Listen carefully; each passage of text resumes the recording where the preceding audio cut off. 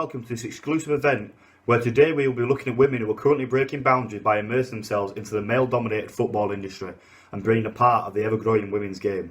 With the Women's Euro 2022 tournament arriving to the UK next summer, this event will highlight how women's football has developed so quickly and continues to grow at such a rapid pace.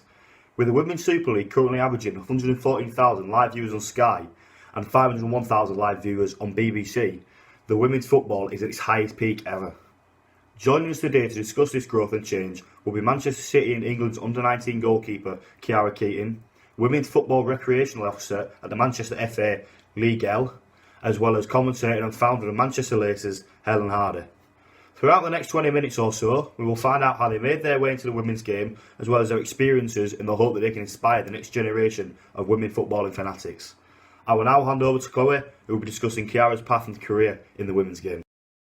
To start off with, tell us a bit about your background in football and how you got into it. So I originally started as a striker, playing for just a Sunday League boys team, and just playing every Sunday and training. Then at age 7, I got scouted by United, then went to trials, and it's a funny story because I wasn't actually meant to be a keeper. So I went to the trials and just trialed I seen how many outfielders there was, and I was like, Mum, we're going home. I'm not doing it. And then she was like, I didn't drive here for nothing. So I had my brother's gloves in the car, luckily, and then I tried as a goalkeeper, and then I got offered a contract, and then that's just where the journey started. And then I was there till I was 11, and then moved to City, and now I'm with the first team. Oh, that's amazing. So growing up in a city area, it must have been quite hard to keep focus and committed to playing. How did you overcome them challenges growing up? Yeah, I suppose it's hard, especially when you go in high school and your friends are going parties and you got games and stuff. So it is hard, but I think just channeling your focus into football and knowing what the end goal is going to be if you miss a party or if you miss going out with your friends, just knowing that in the future it will benefit you. Yeah, so you said about goals then. What are your ambitions for the future? Well, just be the best I can be, and we obviously win the big major trophies like the Euros, the World Cups, the Champions League finals, the league titles, and just hopefully just win all of them. Everything you watch at home and you're like, that's where I want to be one day. Yeah. Obviously, talking about the Euros, is there any, obviously the Euros are coming to the UK next year, is there any player or match that you're looking forward to watch or attend? I mean, obviously you got to support all the City girls and just hope that they do well for England and supporting England. But I feel the later we get into the competition, the semis, the final, I think there'll be big games and they'll be good to watch.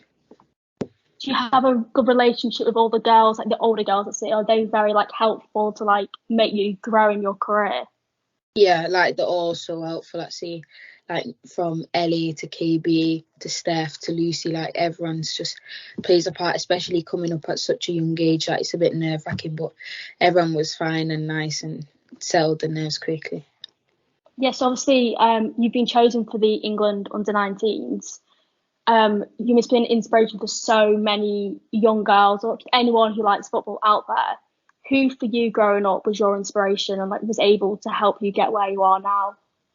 I feel in football in general, it was the Joe Harts. So just watching him on every weekend, playing for City. And then women's wise, I think KB, she's achieved so much in the women's game. She was a big inspo growing up. What team do you support? Out of interest. City. That's the best team to play for. Yeah. So finally, for the people that are watching now or anyone that's out there, what's the one bit of advice you'd give to young players to get started in the game? I feel just start, no matter what level you are, just keep going at it and don't give up. There's loads of opportunities for you to improve and stuff, and if you stay focused, it is possible. Oh, so that's amazing. Thank you so much for your time, and I wish you all the best in your career.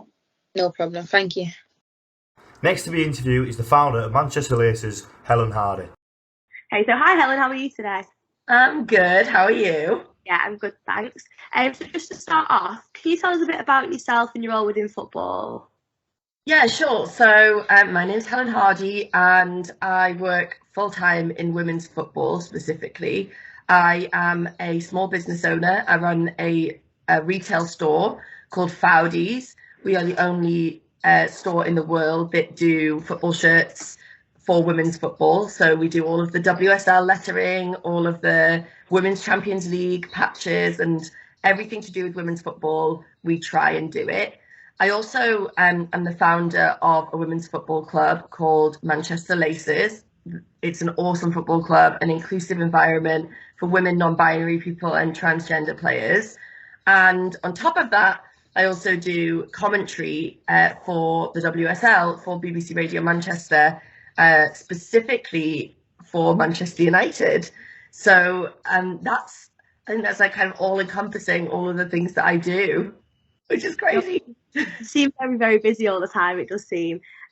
So when I was younger, I never really knew there were any of the roles other than playing football, especially for females. How did you get into commentating?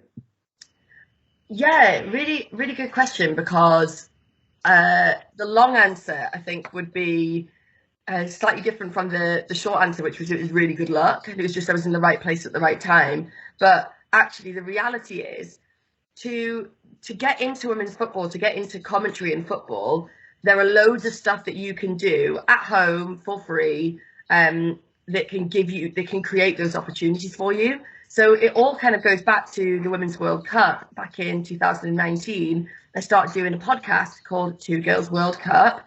My dad didn't get it, so so he was telling all of his friends. They were like, Michael.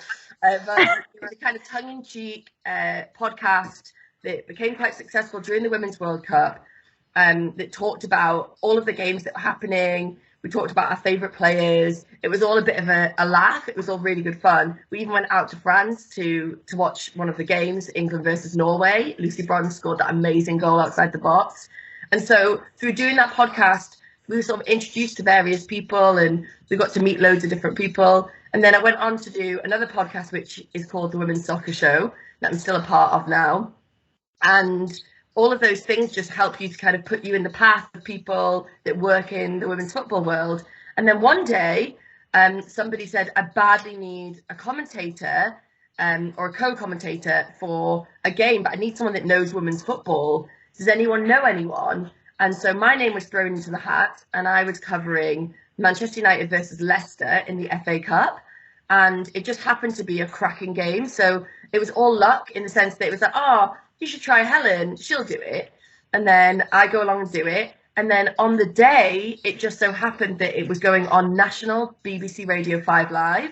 So it was supposed to be a small little thing, and then it ended up being on national radio. And obviously I was just thrown into the deep end, but it was the best possible thing that could have happened for me, because obviously then more people are listening and more people can hear you. But also it just happened to be a good game. If it had been a boring game where not much had happened, it maybe wouldn't have put me in such a good light. And then after that, BBC Radio Manchester signed me to basically do co-commentary for Manchester United women. So I've done some amazing fixtures this season. I did the Manchester United Arsenal game. I did the Conti Cup game where Manchester United beat Manchester City. I've done a lot of the derbies. I did Chelsea earlier in the season. Like, these experiences, it's just out of this world. But it's all happened through creating my own luck, doing my own podcast and creating my own sort of sound and my own voice, and then putting it out for free and then getting this opportunity from it. Oh, amazing. So what would you say the most enjoyable match you've worked on is? That's such a good question. I really enjoyed doing the Manchester United win against Manchester City, because of the kind of historic element to it. Obviously Manchester City are having a really poor season this year, which is, and it is really sad for women's football. I know you're a Manchester United fan, aren't you, Rach? So probably not so much for you, but it is a bit rubbish. But it was really nice because Manchester United obviously have been working quite hard behind the scenes to really grow the women's game and to to really bolster their position. And so for them to grab that win, and in the fashion that they did, to come from one behind, that was really enjoyable. The Manchester United fans were on form. It was quite funny. Like, we were like laughing with the fans and like having chats to them. So as an evening, as a fan of football, I think that was the one that I enjoyed the most. Yeah, from a Manchester United fan's point of view, seeing the build-up between United and City there, I've not seen anything like that for United fans, for women's football side of it, really. So it was really, really good to see that. Moving on, so you mentioned before you're the founder of Manchester Laces. Can you give us a bit more information on who Laces are and the reason behind, you starting it, really? Yeah, so Manchester Laces is an inclusive women's and non-binary football club in Manchester, and we are the first club in Manchester for women and non-binary people that is outwardly saying we're inclusive. And I can probably hear a lot of people thinking, well, what does that mean? What is inclusive? And basically, we have a tagline that goes along with the club, which is everyone is welcome. The whole idea being that if anybody comes to me or to any of the leaders within our team and says, I want to try football, but I have this boundary in place, or there's something that's stopping me from playing football, that we help to make it available to them, that we move our goalposts around our players and their needs, and we ensure that we get everyone on the pitch. So we have a beginner group that are really new to football, that maybe have never played before, and we have a green group, our middle group, that maybe started their journey earlier this year and are now playing like actual league games, which is incredible, and they're awesome and their attitude is amazing. And then we have a blue group who play 11-a-side football in the Greater Manchester Women's Football League with the FA. And then so essentially we have something for everyone, we have something for all abilities. But on top of that, we sort of support transgender players to have a safe place to come and play football as well, because what we realised really quickly when we started this journey is that there's nowhere really in Manchester for transgender players to be like, I feel really safe to go and play football in that space. So we wanted to create that space, and also non-binary people as well. I think that there's this common misconception that non-binary people, well, they can go and play anywhere, but actually they want to feel welcome. So it's on our tagline for women and non-binary people, and they think, oh, so it's for me, so it means I can go along and play at that club. So yeah, we launched back in March, and I just can't even believe that I'm still saying this, but we have over 250 regular participants, and we have over 100 members that come and play with us weekly on a Thursday night. If you're interested, go over and check out our website, Manchester Laces. We'd love to have you on board. Yeah, I'll drop the link below for that. Thank you. Yeah, just when I was growing up, it was so hard to get back into football. If you had a few years out, because clubs would always want, they want players who've been playing for quite a while.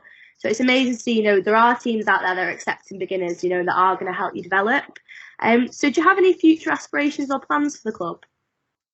I think for me, it's about, I've been thinking long and hard about this recently, actually. I think there's this thing where there's only really so much I can do. And we have a group of 4 of us in the leadership team. There's only so much that we can do, really, as far as we can stretch ourselves, because it's such a huge part of my life and also massively fulfills me, so I wouldn't change it for the world. But I'd love to support and educate other groups to become inclusive as clubs, because number one, you open your door to way more people, so it's way more fruitful for you as a club, but also that it's the right thing to do.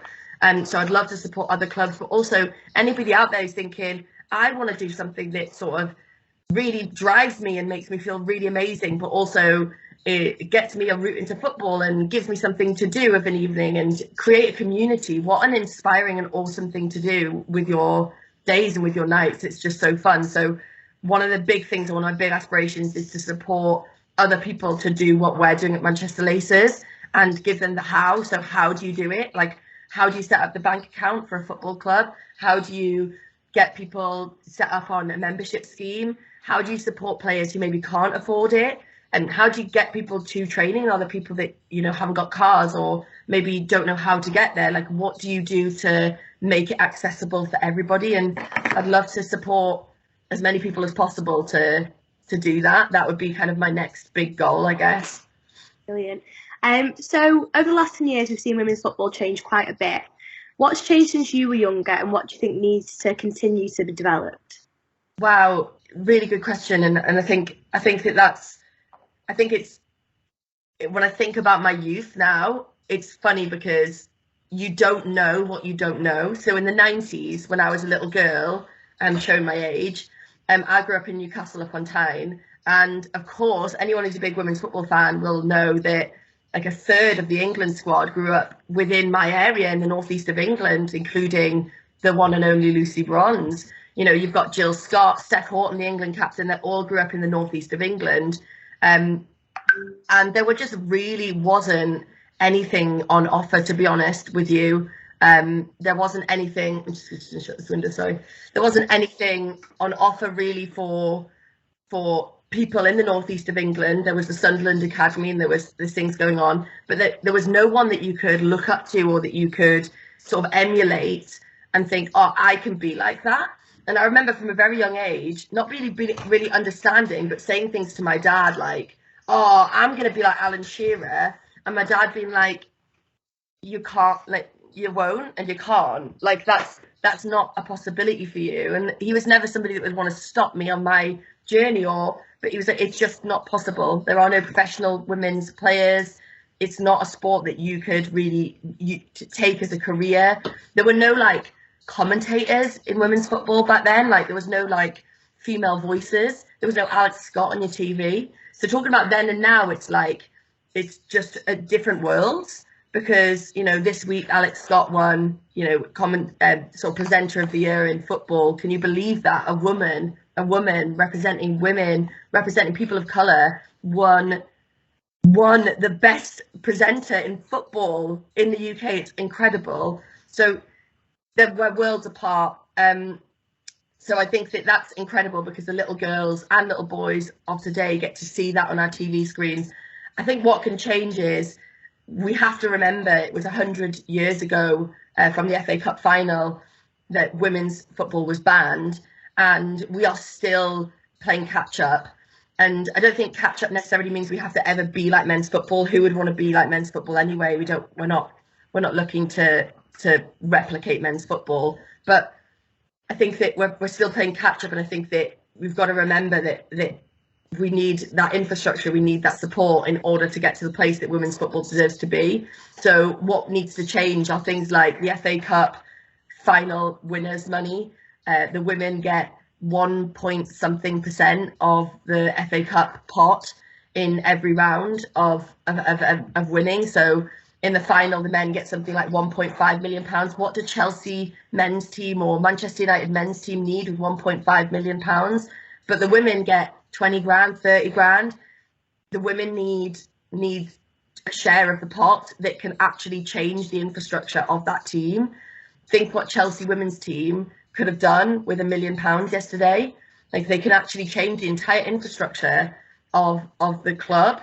They've got this tiny stadium in Kingsmeadow. They could do major changes to make that stadium, you know, more enjoyable to go to. They could support, you know, a stadium upgrade, or they could add a new bar to the stadium, or, you know, more food stalls or something that would attract more people to come of a Sunday night, and then increase ticket sales, which therefore sort of increases the amount of money coming into the club. There's so many things that could be done. So I think what's changed, just in a quick bullet point, what's changed is we have the visibility. What needs to change is we need more money from the pot.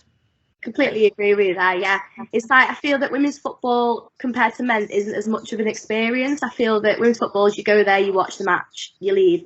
Men's is now being turned into a full day experience. You know, you can do so much with a day out to the match, and I feel that needs to be done with women's football as well. Yeah, look at Spurs Stadium. Have you ever been to Spurs Stadium? I mean, it's like another world. There's like bars down the centre with the sort of glasses hanging above, you know, like you're in some cocktail bar. Exactly. And not whether I'm a fan of that or not, but what I'm saying is that people go there to the Spurs Stadium now as an experience. With being all, like, in all honesty, you don't go to Leigh Sports Village as an experience. It's in a Morrison's car park. I mean, it's just not the same thing. Yeah, exactly. Well, thank you very much for today. We hope everyone's enjoyed it. But just going to end on here. So what would you say one piece of advice for everyone listening would be, or for someone that's looking to get into the footballing world? I'd say make your own luck. So do things that you can do for free at home, and on social media and create your own content and do whatever you can for free. You don't have to invest loads of cash into it to build up a reputation. And if you're wanting to get into commentary and things, you can sit at home and you can turn the sound off on the TV and you can speak over the top. And it might feel a bit weird at first, but it can just give you that experience to kind of make comment. And then the other thing is the FA offer loads of courses. If you want to understand football and the intricacies of football, there's loads of free courses that you can take part in the FA Level 1, which just gives you an understanding of coaching and little play-by-plays and things like that. You can go ahead and do it. And I know for a fact the FA are looking for more women to be involved in refereeing and coaching and all of the things like that. So get yourself involved because it's free, but also it gives you that experience to maybe become a journalist in football or maybe do commentary in football. It gives you that little extra bit of knowledge about positioning and other things like that within the world of football that will help you and put you in really good position to do something amazing. Brilliant. Thank you very much, Helen. No problem. Next, we have Lee, a Women's Football Recreational Officer from the Manchester FA, to tell you about the UEFA Women's Euro 2022 tournament, which is taking place right here in England next summer across 10 venues, including the final at Wembley Stadium. Hey, my name's Lee and I currently work at Manchester FA as a Women's Football Recreational Officer. We're really fortunate that Manchester and Trafford are both host cities for the UEFA Women's Euros 2022. So what does that mean for us? It's a lot more than just hosting an international tournament, and we're really fortunate that this time we have a legacy plan in place. This legacy plan ensures that we create more opportunities for females at every level of the game. We also enhance our workforce, so this means more females in coaching, refereeing and leadership positions, and I'm really excited to see the success of the legacy plan, and I think it will really positively impact the local community as well. We've already had our pre-sale so people can get tickets for the game as well as a ballot, and then tickets will go on to general sale next year. It'll be really great to see so many women and girls watching the games as well, and hopefully seeing England have a really successful cup run. We're all looking forward to seeing England-Austria at Old Trafford on the 6th of July 2022. Thanks for that, Lee. That was a great way to conclude our event with some information on the upcoming UEFA Women's Euro 2022 tournament. We'd like to also thank our other guest speakers, Khiara and Helen, for giving us a great insight on how they got involved in football and the challenges they may have faced. We'd also like to thank our sponsorships for helping us market this event and get it out there. And finally, we'd like to thank you all for joining us. We hope you have found this event valuable and you have learnt a thing or two on how to get involved into women's football. Thank you.